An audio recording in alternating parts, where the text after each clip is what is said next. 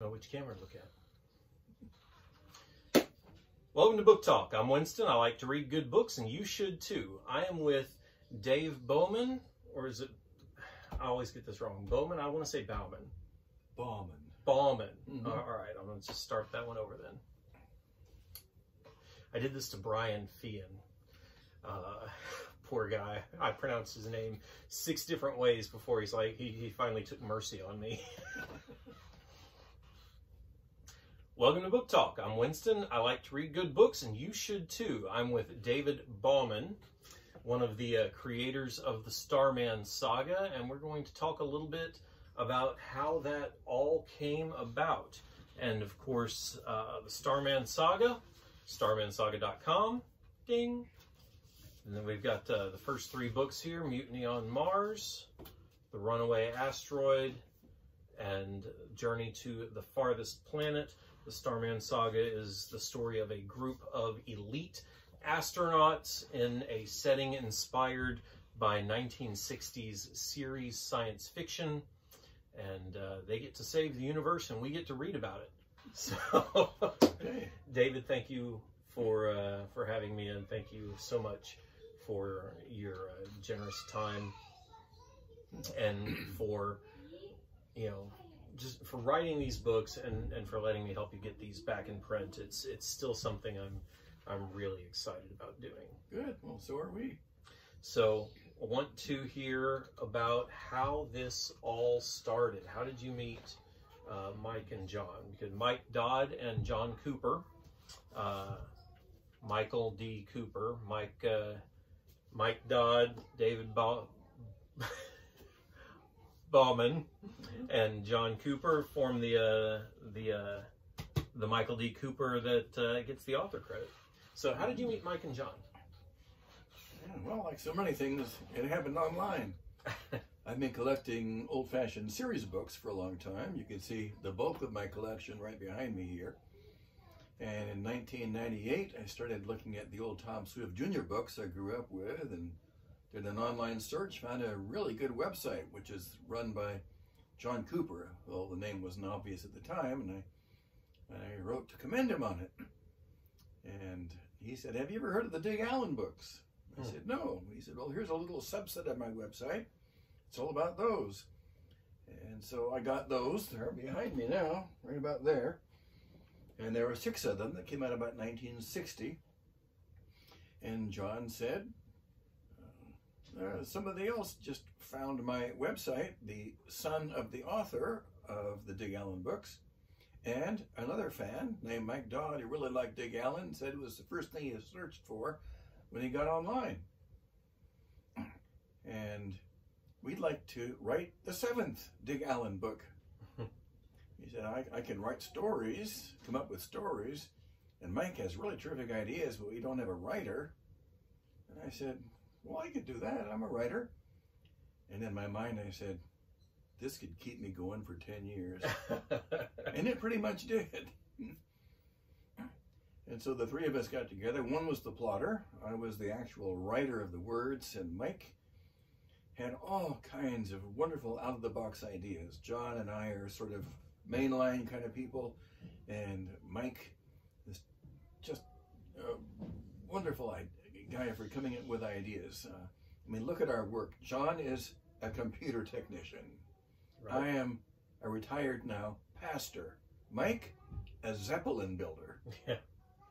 And so that's the kind of person Mike is. And John, the 3 of us had the skills that were needed. So we contacted the publishers of the Dig Allen books, and this is 40 years later, and asked if we could do number 7. And they said, no. He said they owned the copyrights, and they weren't going to, And John and Mike were devastated, and I thought, wait a minute, this frees us up. We don't have to follow the exact pattern of Dig Allen. We can take the main storyline and the story type and some of the characters, change their names, and make it our own, and go ahead. In the meantime, the son of the author said, well, actually, I think I own the copyrights, but nobody's going to fight over it. He said, you guys can do what you want.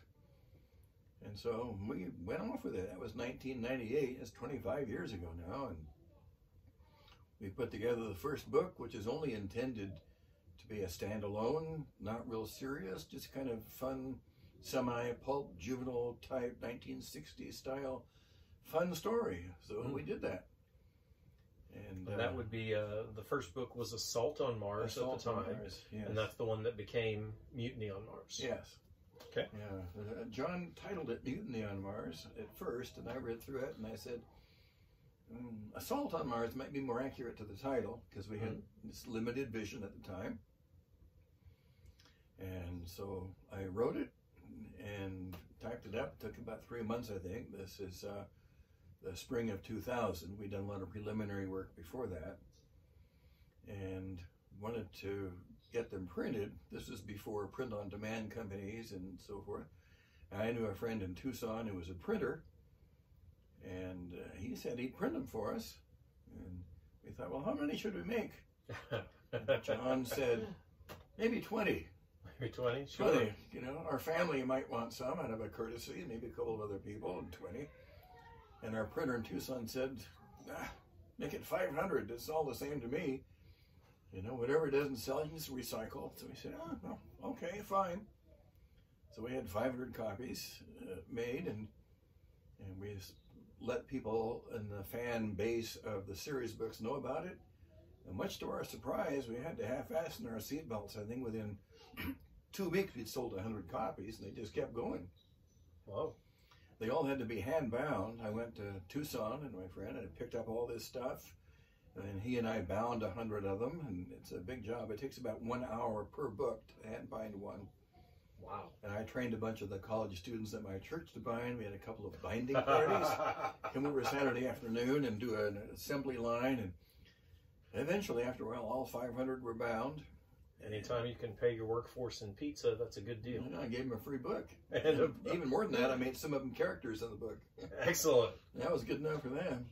And eventually, after about a year, we sold probably 400 and some. I think we've got about 80 left somewhere in some box somewhere. And that got us our fan base, and they wanted more stories. And we thought, well, okay. And John came up with the plot. Starman Saga developed, and it became something serious. So I have to keep telling people now, the first book is just simple and easy. So, you know, after that, it gets more serious. So don't let the first one, you know, put you off saying this is just, you know, like a comic book.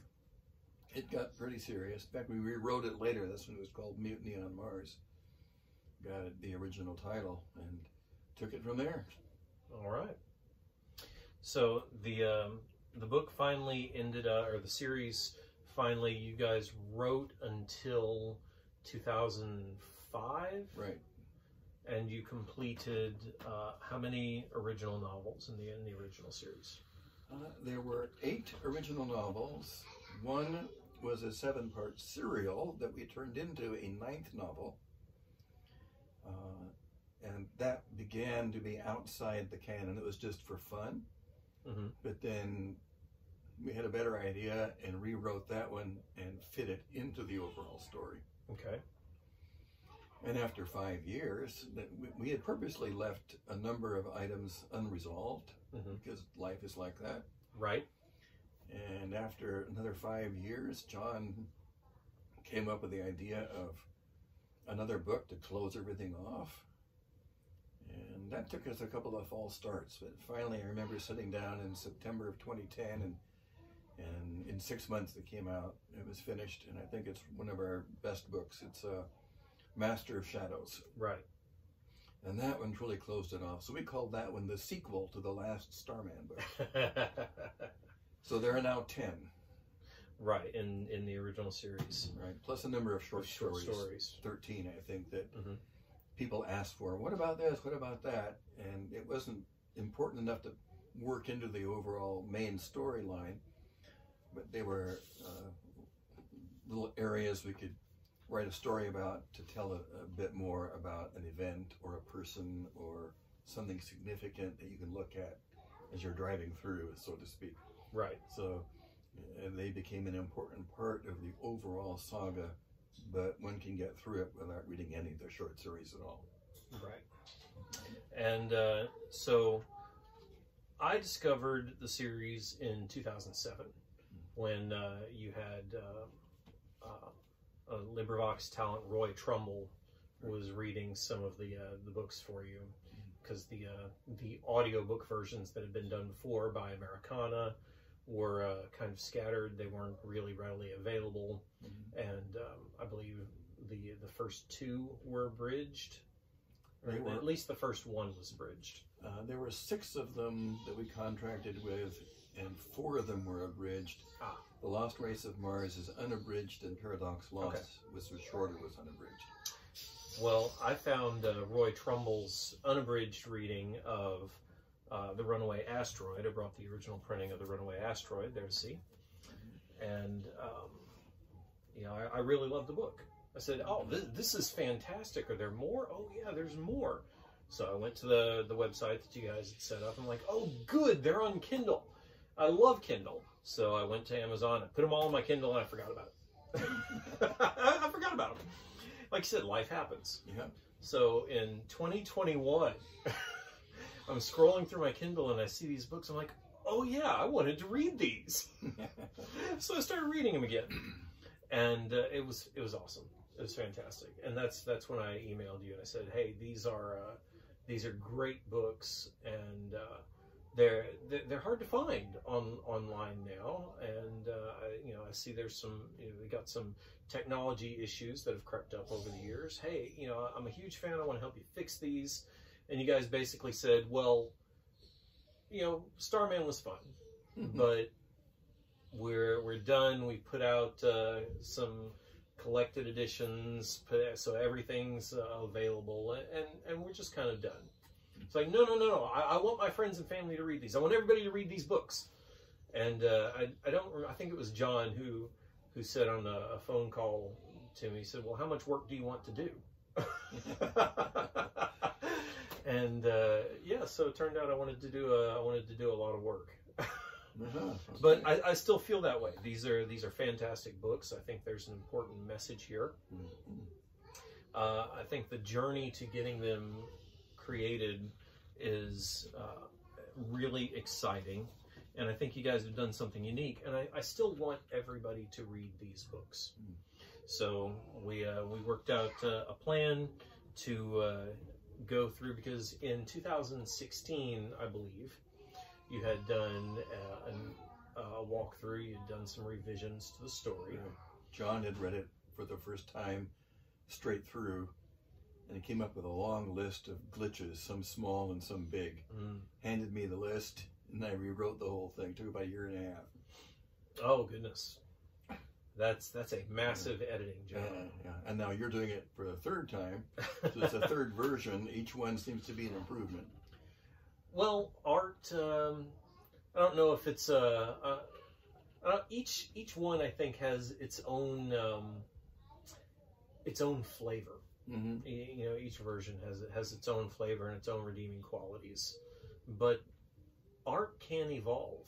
Yeah. I mean, if George Lucas taught us nothing else with endless version remakes of Star Wars, he taught us that art can evolve. Yeah. And you know, just like with Star Wars, I'm sure there are people who say, nope, Assault on Mars, the first printing, that's the best one, and all of this other stuff, that doesn't mean anything, you know. And if you, I'm sure I could bring out my brother who would come to my staunch defense of like, no, the new books are better, they're bigger.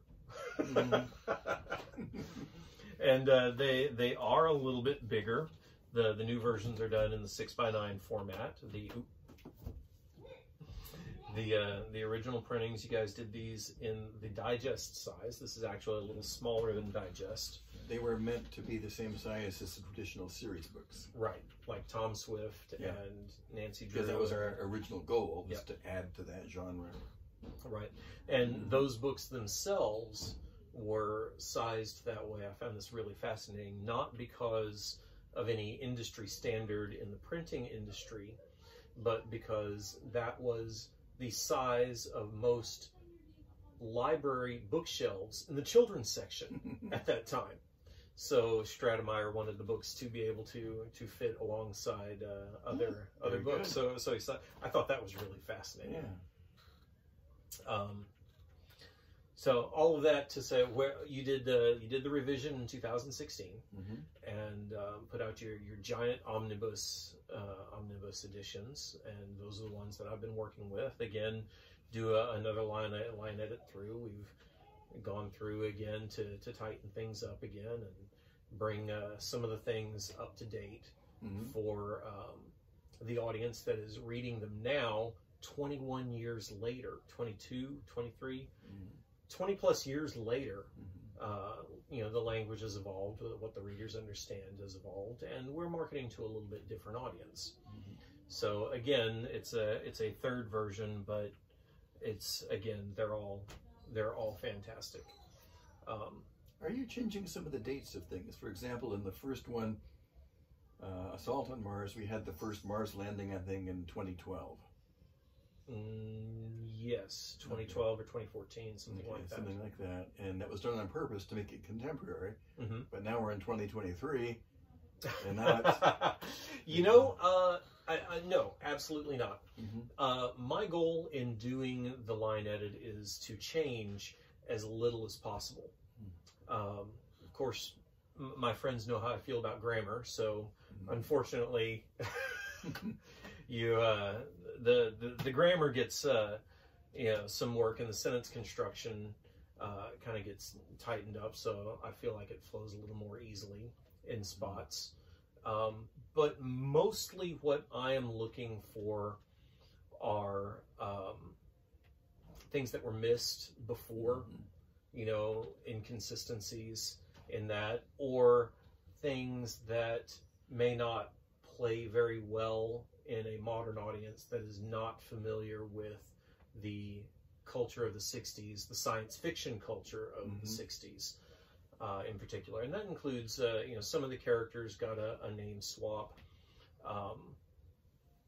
Probably the one that immediately comes to mind in The Runaway Asteroid, there is the director of the Starlight Enterprise research station in Yellow City on Ceres is named Sim Salabim, which you had named after a neighbor, I believe you said.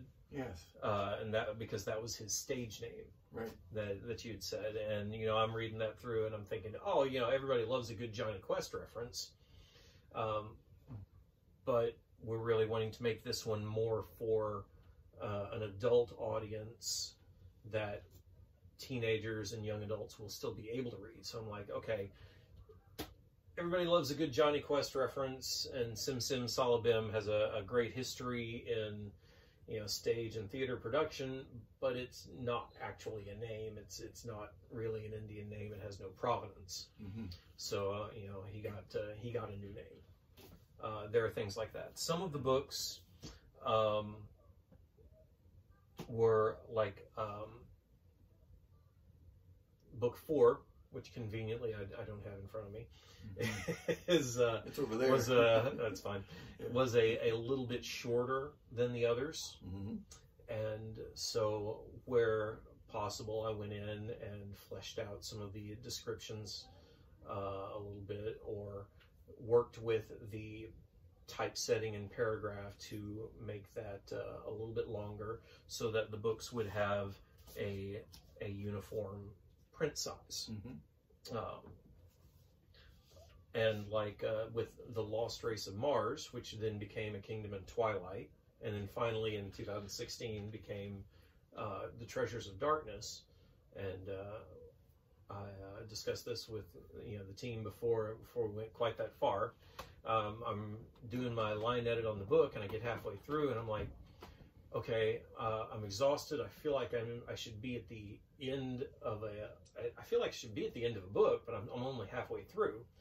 And then I kind of flip through my notes. I'm like, all of his major story arcs conclude right here. This really is 2 books put together. So we made the decision to split that up. And so the new version is A Kingdom in Twilight is the new book 5. And book 6 is The Treasures of Darkness. And it's kind of, at this moment, those are the 6 that are out. And that is the first story arc, shall we say, where the Starmen, you know, establish themselves as the guardians of the solar system and begin to uncover the secret history of the solar system, and find out what has gone before, and importantly, they find out a little bit about what's coming afterwards. So those are kind of the things that I've been focusing on. You know, fleshing things out where the word count is needed to make things up, without changing what has gone before, because the originals are very important to me. If they weren't, I wouldn't be doing. we wouldn't be here if they weren't. And this is your work, and John's work, and Mike's work, and I don't want to change that. Yeah, I want to make it more accessible.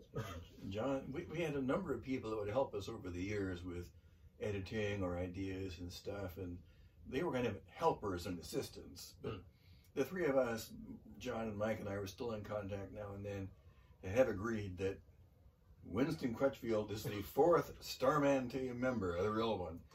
As you have gifts and things that none of us three did. We were very poor at marketing, and we're getting some marketing. And more than that, I think if the biggest contribution you've made, besides adding energy and excitement to something that had become very familiar to us, is that the audience, intended audience, has been thoroughly changed. We did the books for fun, for an audience that we assumed would be collectors of the old series books like us. Sure. And people of a certain age, a certain generation, certainly familiarity with the juvenile books of the 1950s and 60s. If we drop that and try to go for a general audience, well, that's something that you're doing that we were not able to do.